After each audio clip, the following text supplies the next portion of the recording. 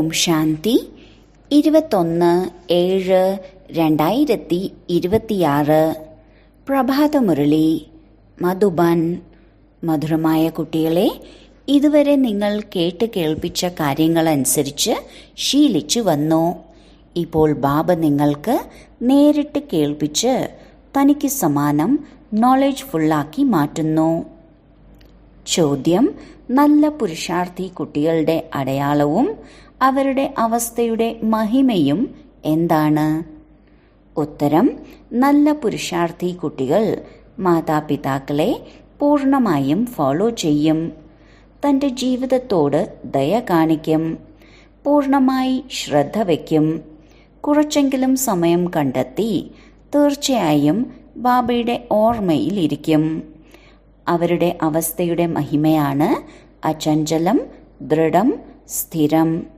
അവരെ തന്നെയാണ് മഹാവീരൻ എന്ന് പറയുന്നത്. ഗീതം: ഭോലാനാഥനെപ്പോലെ വിചിത്രനായി വേറെ ആരും തന്നെ ഇല്ല. ഓം ശാന്തി. ഭക്തിമാർഗത്തിൽ ലോകർ കേവലം പാടുന്നു.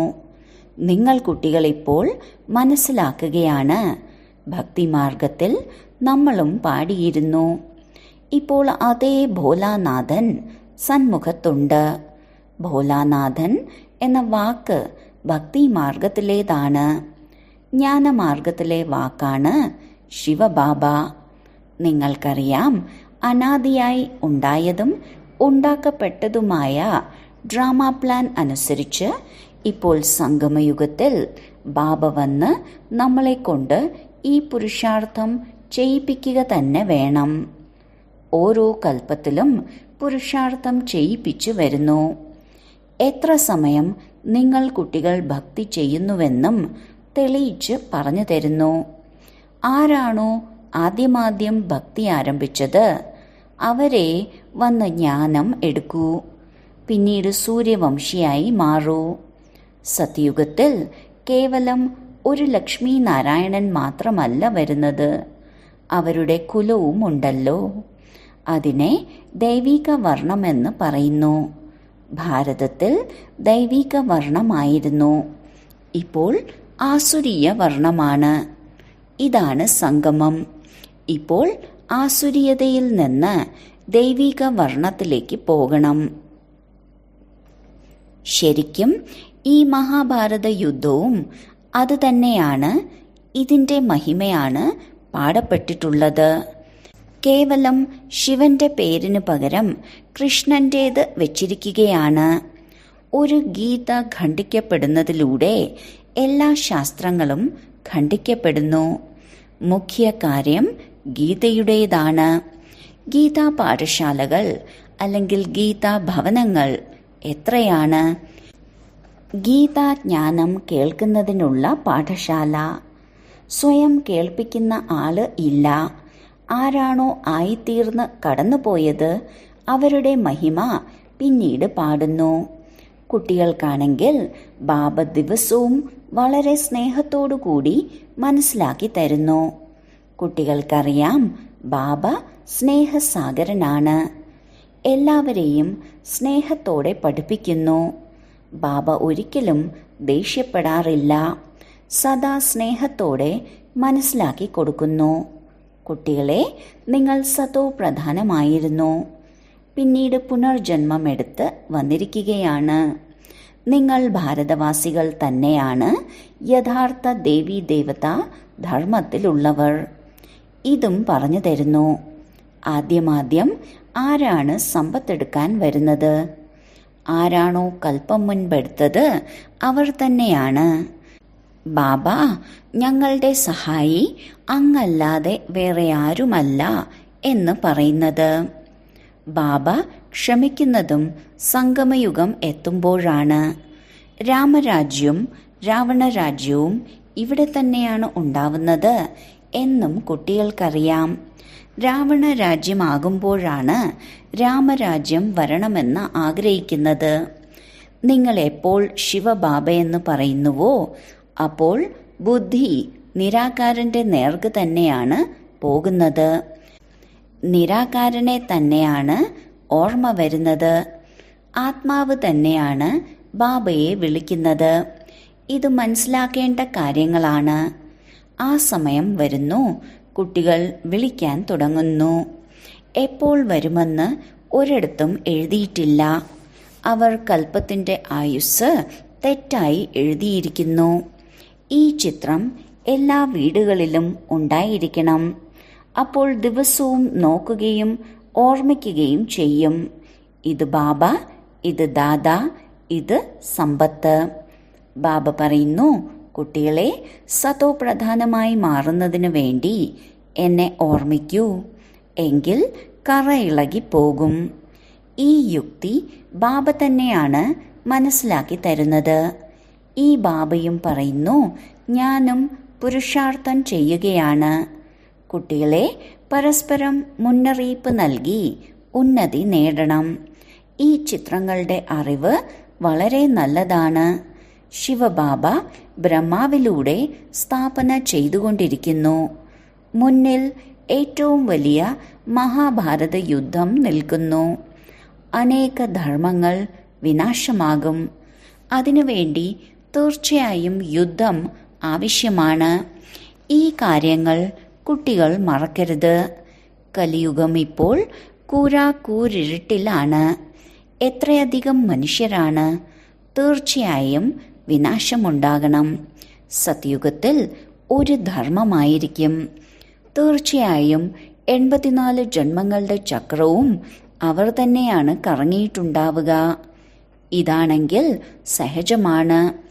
ബാക്കി എല്ലാ ധർമ്മങ്ങളുടെയും നാശം തീർച്ചയായും ഉണ്ടാകും. പിന്നീട് ഒരു ധർമ്മത്തിന്റെ സ്ഥാപന ശരിക്കും നടന്നുകൊണ്ടിരിക്കുന്നു. സർവരുടെയും സദ്ഗതി ദാതാവ് ബാബയാണ്. ബാബയിൽ നിന്ന് തന്നെയാണ് കുട്ടികൾക്ക് സമ്പത്ത് ലഭിക്കുന്നത്. കുട്ടികൾക്കറിയാം, നമ്മൾ ആരാണോ ഈ പഠിപ്പ് പഠിക്കുന്നത് അവർ ഭാവിയിലെ 21 ജന്മത്തേക്ക് വേണ്ടി പഠിക്കുന്നു. ഭഗവാന്റെ വാക്കാണ്, ഞാൻ നിങ്ങളെ പഠിപ്പിച്ച് 21 ജന്മത്തേക്ക് സ്വർഗത്തിന്റെ അധികാരിയാക്കി മാറ്റുന്നു. സൂര്യവംശി ചന്ദ്രവംശി കുലത്തിന്റെ സ്ഥാപന ഉണ്ടാകുന്നു. ആര് എത്ര പുരുഷാർത്ഥം ചെയ്യുന്നുവോ അത്രയും ഉയർന്ന പദവി നേടും. അതിനാൽ ശിവബാബ പറയുന്നു, ഈ അച്ഛനെയും അമ്മയെയും ഫോളോ ചെയ്യൂ. ഇവരെ സൂക്ഷ്മവതനം വൈകുണ്ഠത്തിൽ കാണണം. സ്വയത്തെയും കാണണം. നമ്മളും മഹാരാജാവും മഹാറാണിയുമായി മാറുന്നു. വൈകുണ്ഠത്തിന്റെയും സാക്ഷാത്കാരം ഉണ്ടാകുന്നു. അംഗീകരിക്കുന്നുമുണ്ട്. ഭാരതം വൈകുണ്ഠമായിരുന്നു. ശ്രീകൃഷ്ണപുരിയായിരുന്നു. ഇന്ന് കംസപുരിയാണ്. നാളെ കൃഷ്ണപുരിയാകും. രാത്രി മാറി പകലാകണം. ഇതിനെയാണ് പകുതിക്കൽപ്പം പരിധിയില്ലാത്ത പകലും പകുതിക്കൽപ്പം പരിധിയില്ലാത്ത രാത്രിയും എന്ന് പറയുന്നത്. രാത്രിയിൽ കഷ്ടം സഹിച്ചുകൊണ്ടിരിക്കുന്നു. ബ്രഹ്മാവിന്റെ രാത്രി അർത്ഥം ബ്രാഹ്മണരുടെ രാത്രി. പിന്നീട് നിങ്ങൾ ബ്രാഹ്മണനിൽ നിന്നും ദേവതയായി മാറുന്നു.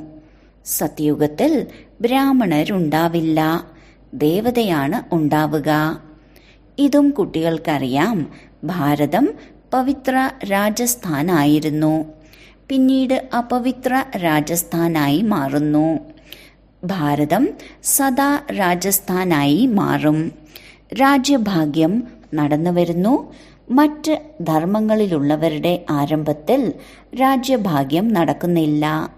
ഭഗവാൻ തന്നെയാണ് രാജ്യഭാഗ്യം സ്ഥാപിക്കുന്നത്.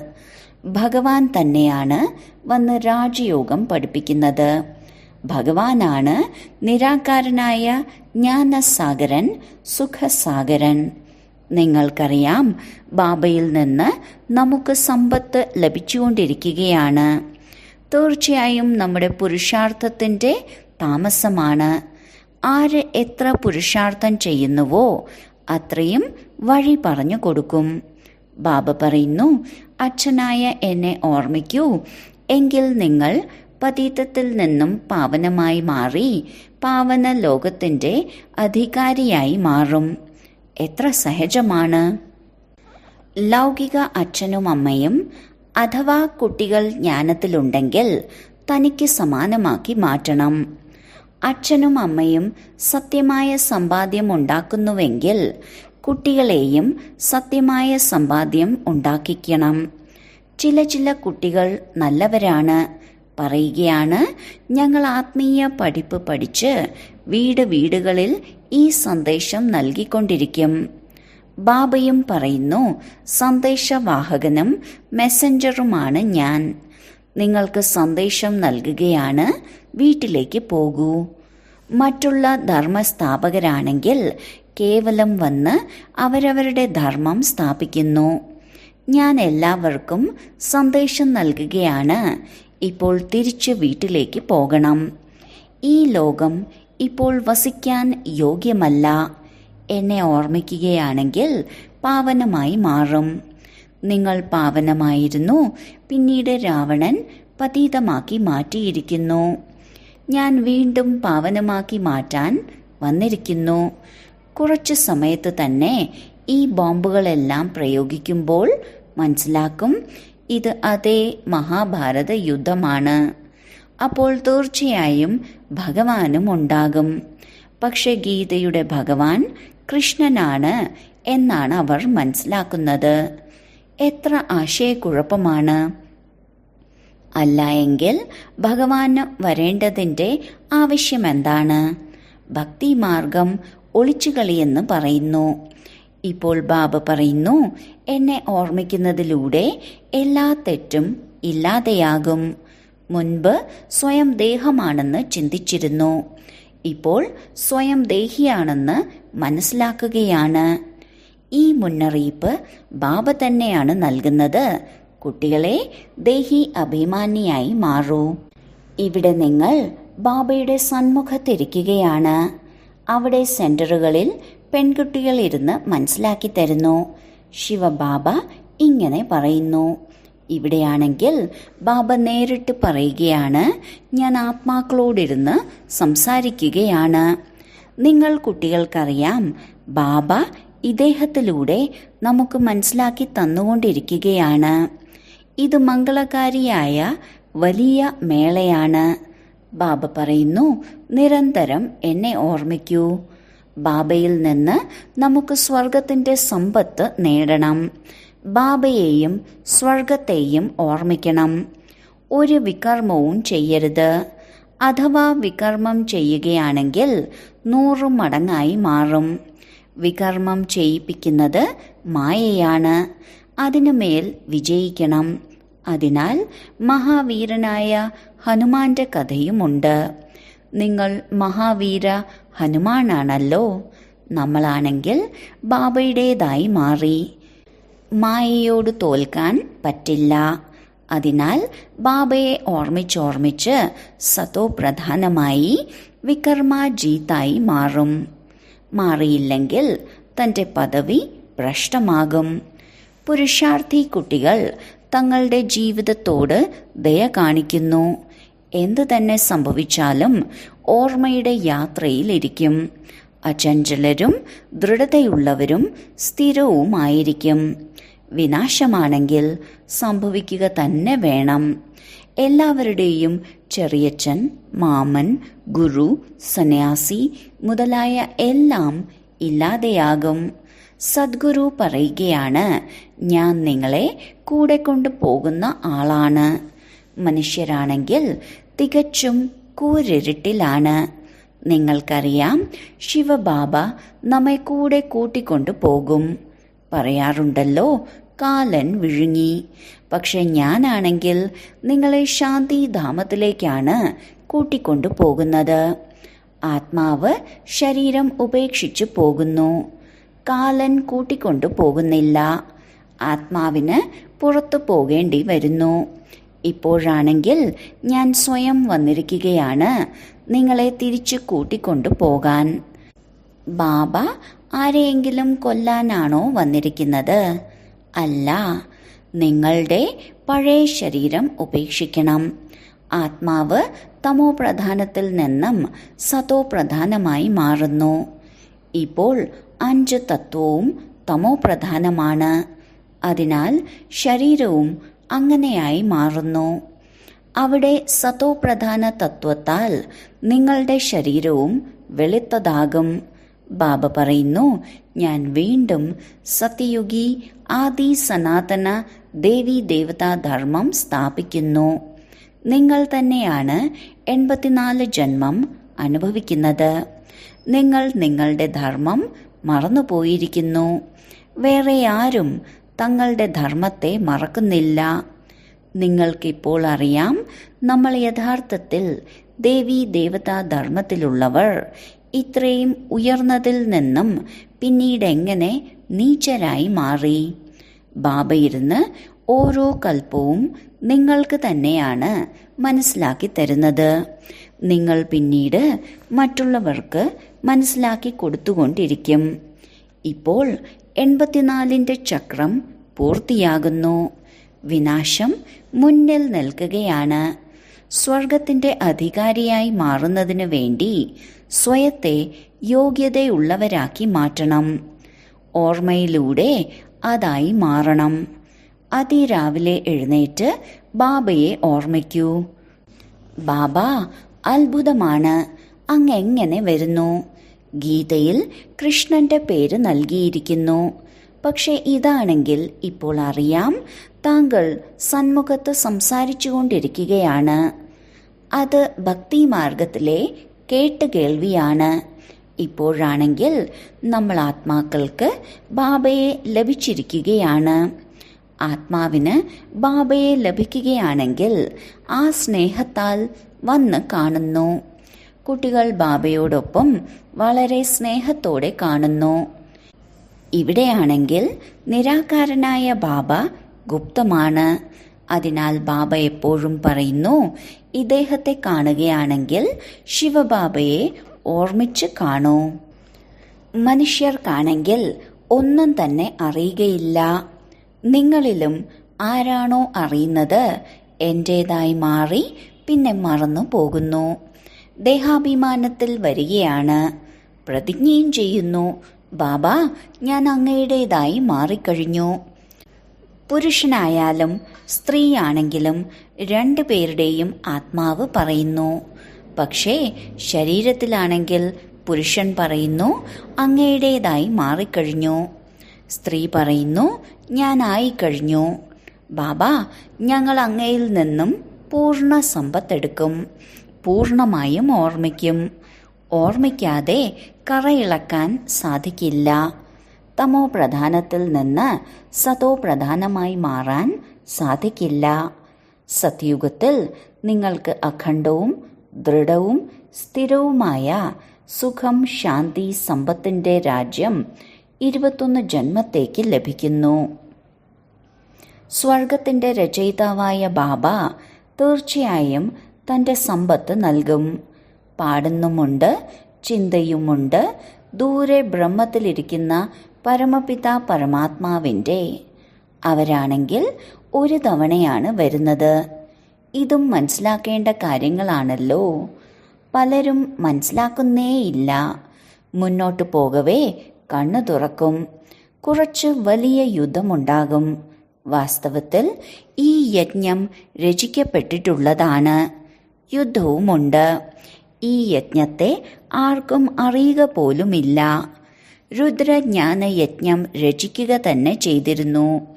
അവർ പിന്നെ യജ്ഞം രചിക്കുന്നു, വിനാശമുണ്ടാകാതിരിക്കാനും ശാന്തി ഉണ്ടാകാനും. ഈ യജ്ഞം വീണ്ടും രചിക്കും. അവർക്കിത് അറിയുകയില്ല, വിനാശമുണ്ടാകും, പിന്നീട് എന്ത് അവശേഷിക്കും എന്ന്. ഇപ്പോൾ നിങ്ങൾ കുട്ടികൾ മുഴുവൻ വിശ്വത്തിന്റെ ആദിമധ്യ അന്ത്യത്തെ അറിയുന്നു. എല്ലാവരുടെയും പരിധിയില്ലാത്ത ജന്മത്തിന്റെ കഥ അറിയുന്നു. പരമപിതാ പരമാത്മാവിന്റെ ജീവിതകഥ ഞങ്ങൾ പറഞ്ഞു തരാമെന്ന് പറയുന്ന ആരും തന്നെയില്ല. പരമാത്മാവിനെ തന്നെയല്ലേ എല്ലാവരും വിളിക്കുന്നത്. ഇടയ്ക്കിടയ്ക്ക് ഓർമ്മിക്കുന്നു, പറയാറുണ്ടല്ലോ, ഭഗവാൻ ഈ കുട്ടിയെ നൽകി, ഇത് ചെയ്തു. ചിലർ മനസ്സിലാക്കുന്നു, ആരുടെയോ വസ്തുവായിരുന്നു, അവർ എടുത്തു. ഇങ്ങനെയും ചില വിവേകശാലികളുണ്ട്. അനേക പ്രകാരത്തിലുള്ള മനുഷ്യരുണ്ട്. ഇപ്പോൾ നിങ്ങൾക്ക് ബാബയെ ലഭിച്ചു. അതിനാൽ ബാബയെ തന്നെ ഓർമ്മിക്കണം. ഓർമ്മയിലൂടെ മാത്രമേ സമ്പാദ്യമുണ്ടാകൂ. നിങ്ങൾ വിഷ്ണുപുരിയുടെ അധികാരിയായി മാറും. നിങ്ങൾ സത്യയുഗത്തിന്റെ ആദ്യം മുതൽ കലിയുഗത്തിന്റെ അവസാനം വരെ മുഴുവൻ ചക്രത്തെയും അറിയുന്നു. നിങ്ങളുടെ ബുദ്ധിയിലും അങ്ങനെയാണ്. എങ്ങനെയാണോ ബാബയുടെ ബുദ്ധിയിലുള്ളത്.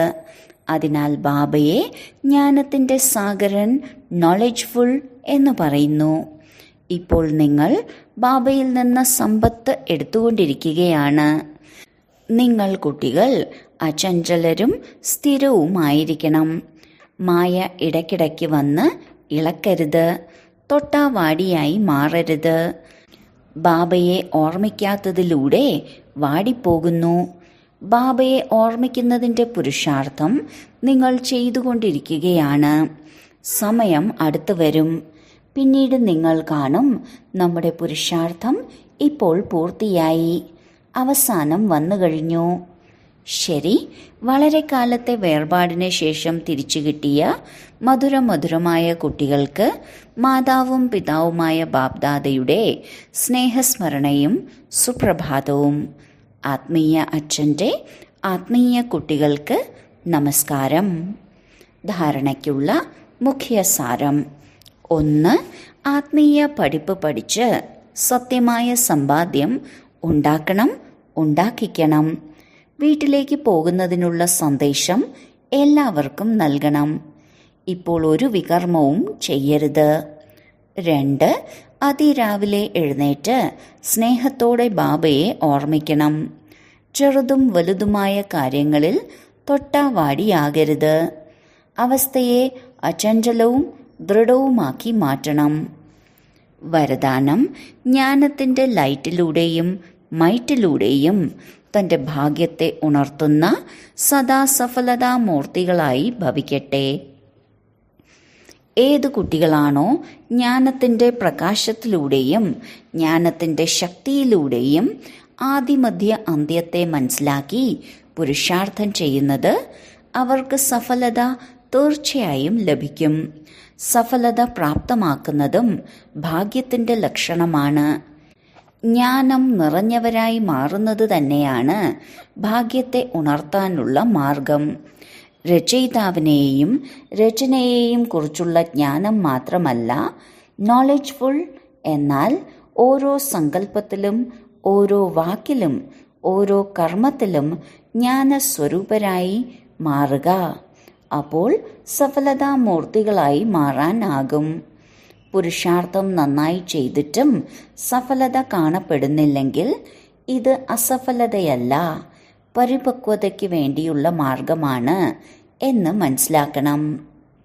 സ്ലോഗൻ: വേറിട്ട അവസ്ഥയിലിരുന്നു കൊണ്ട് കർമ്മേന്ദ്രിയങ്ങളെ കൊണ്ട് കർമ്മങ്ങൾ ചെയ്യിപ്പിക്കുകയാണെങ്കിൽ കർമാതീത അവസ്ഥയുടെ അനുഭവം സഹജമാക്കി മാറ്റാനാകും. അവ്യക്ത സൂചന: ജ്വാലാ സ്വരൂപസ്ഥിതിയിൽ ഇരുന്നു കൊണ്ട് ശക്തിശാലിയായ ഓർമ്മയുടെ അനുഭവം ചെയ്യൂ. യോഗം ചെയ്യുമ്പോൾ ഉൾക്കൊള്ളുവാനുള്ള ശക്തി സെക്കൻഡിൽ ഉപയോഗിക്കണം. സേവനങ്ങളുടെ സങ്കല്പങ്ങളിലും എല്ലാം ഉൾക്കൊള്ളണം. അത്രയ്ക്ക് ശക്തിയുണ്ടാകണം. സങ്കല്പങ്ങളെ ബ്രേക്കിട്ട് നിർത്താനാകണം.